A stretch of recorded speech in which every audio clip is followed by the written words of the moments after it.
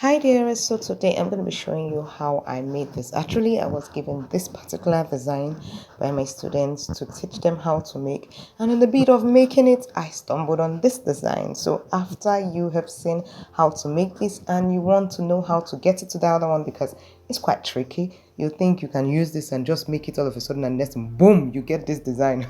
So if you want to know how to make that, just let me know in the comment section below. So let's get straight to the items we'll be needing for today's tutorial. Your thread, your scissors, your B6000. You can make use of uhu. This flower, don't worry, I didn't make use of it again. I made use of that other one. That's if you want, I'll show it to you. Then that's the needle and the thread, and that's the elastic band, and this is your pleated crinoline.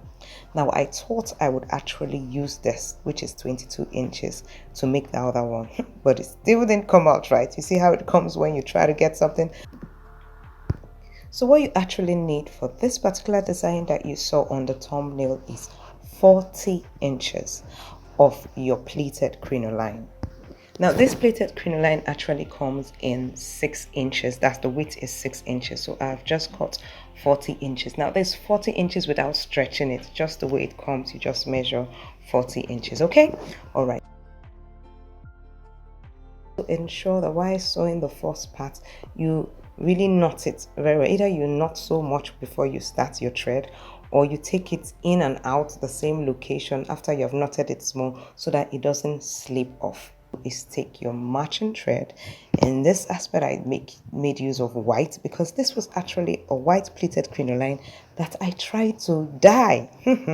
Anyway, if you want to know how to color your crinoline, join us in our Crinoline Masters Class. You can join me in the reception event craft section. You will find that in the description of this video. Click it and make a request for Crinoline Masters Class. You get to know how to do all this, yeah. And anytime I put up videos concerning crinoline, you won't miss it and you will be a pro in crinoline. All right, so right now we're doing running stitches, and you make sure you use the part that already has the thread so the other side appears neat and lovely. Keep watching and learning.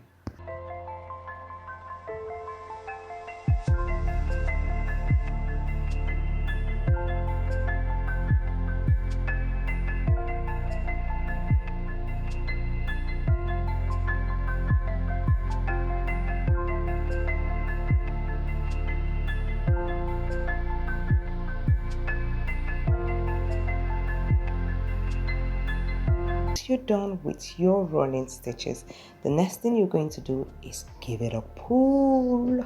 Now when you pull it, it squeezes your crinoline together. Now after you're done pulling it like so, you want to take your B6000. I feel B6000 really is the strongest one to use. If you want to know more about the various types of glue, when I use the various types of glue, B6000, uhu gum, the candle gum, do check the description of this channel. I'll drop the link to the best glue for fascinators. Okay, so I'm making use of B6000. Over there you get to know why, would you? Yeah, well, it's the strongest. All right, so I put it at the edges. Ensure that the edges is smoothly cut so that it will, seal off well. Okay, so you put it all around just one edge and then you overlap it with the other edge of the crinoline. Do you understand? Okay, so then the next thing you want to do is take the needle and pass it through. Can you see the other side there, and join it up together? So now you can squeeze it very tight as you want, making sure that the flower you're going to place on it will be able to cover that hole like so. So I'm going to turn it to the other direction, as in I'm turning the other way around, upside down, so to speak. Oh, that's the front. Now let's get the rows ready. So actually I have this other design, the one that I made, which is made from bridal satin, and you can find that in my brooch classes. You can join me in Event Craft Academy, you can ask for that. And this one is a ready-made brooch, can be made also, but well, I just have that one. I saw them in my collection and decided, oh, let me make a bigger flower and unique flower, and that's why I encourage you to join my brooch class, because you'll be able to make your flowers look outstanding. People will be, where did you buy this from? Where did you use it from? And man, it's a combination of your creativity and That's someone's creativity. Ain't that good? Give me a thumbs up if you like that idea. Okay, let's get cooking. So what I did was that I placed that one on top of my own rows made from bridal satin, and I'm sewing them together. So I want you to just look carefully. What I'm doing is that I'm taking the thread from the rose, bridal satin rose, and passing it through the petals of the other one and taking it back like that. So that's how I'm doing it, so that you don't see the thread in between. So keep watching and learning.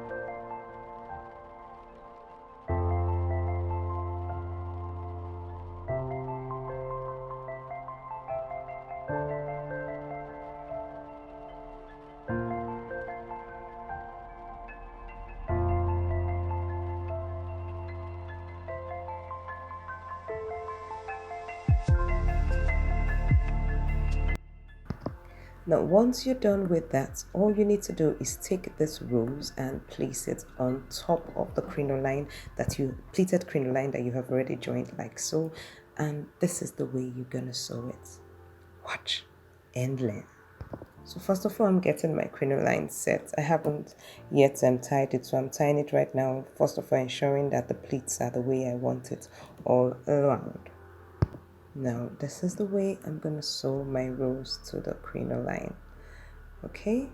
Now you can take it in and out, and ensuring that when you bring it out, you take it through the petals, or you can do it like so. The way I did it was I grabbed part of the flower, making sure that I'm passing this needle close to the thread that I placed it on, and I move and doing running stitches, but the thread that I'm passing again in is close to the other thread, so you don't see it at the back.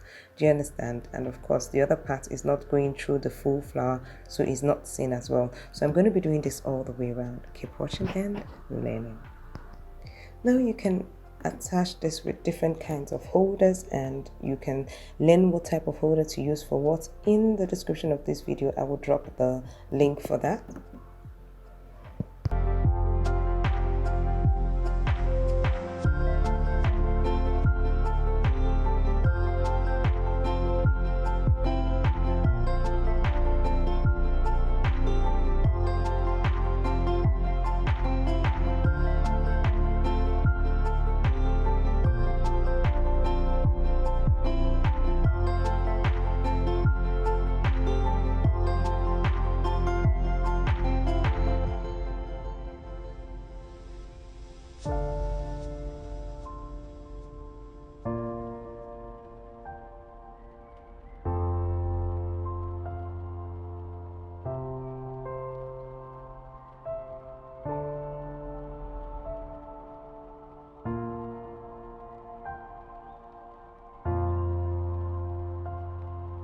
So ensure you check your elastic band, the elasticity. The elasticity will make you know how much piece you need to cut off before you attach it to your pleated crinoline fascinator. So finally, I'm making use of, that should be 13 inches. Yeah, I chopped up two. I think it was 14 or so. I'm just checking it right now to see the elasticity, and I just decided to cut off two. And once I was done, I attached it to the pleated crinoline fascinator like so. You can actually make use of an ALIEXPRESS. I think ALIEXPRESS would have fitted this. But if you check the fascinator holder video that I have, you check the description, I'll put the link there. You would understand the reasons why this might be perfect to use instead of the ALIEXPRESS. Keep watching and learning. So I did not actually put any challenge in this video because nobody has been answering of late. I don't know why. If you want the challenge back, do let me know in the comment section below.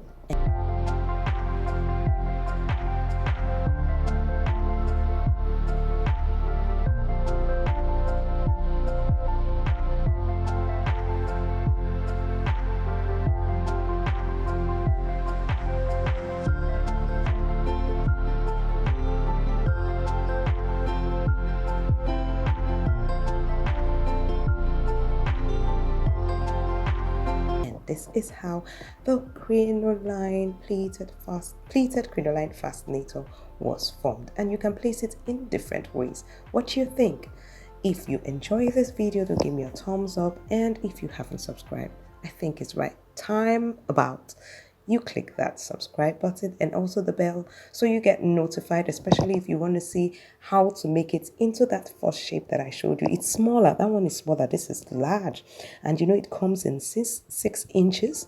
So if you want to know how to do that, you want to know the trick to make it smaller at any length you want, click the bell button.